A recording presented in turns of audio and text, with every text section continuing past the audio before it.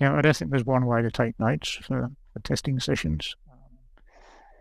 I am a fan of using mind maps for note taking, just because it gives you that structure and visual representation of things.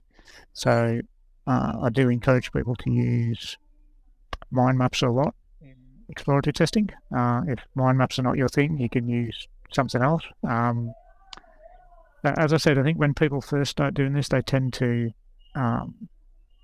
over detail the things that they include in their notes. So it is that practice that gets you to a point where your notes have enough detail for someone else to understand what you did, but without having so much detail where it just takes so long to write the notes, and it's actually very difficult for someone else to review because there's just too much detail there.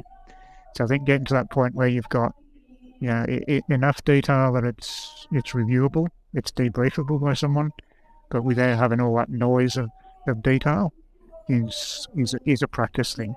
I don't have any magic or tricks to that. I understand. You know, it's, I think one of my metrics used to be, if it takes you longer to write the notes than you actually spend doing the testing in a session, then you're probably writing too many notes. Right. And I think it comes to the same thing, we talked about, the practice aspect of it, and consistently getting feedback and evaluating where your time is going.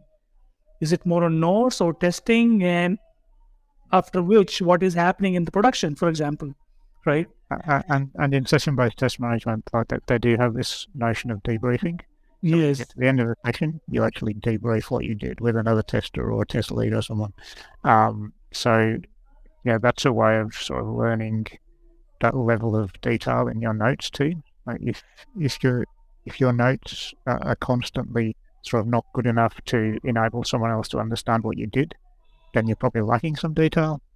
If the notes are so extensive that it takes someone too long to actually understand what you did, then that's too much.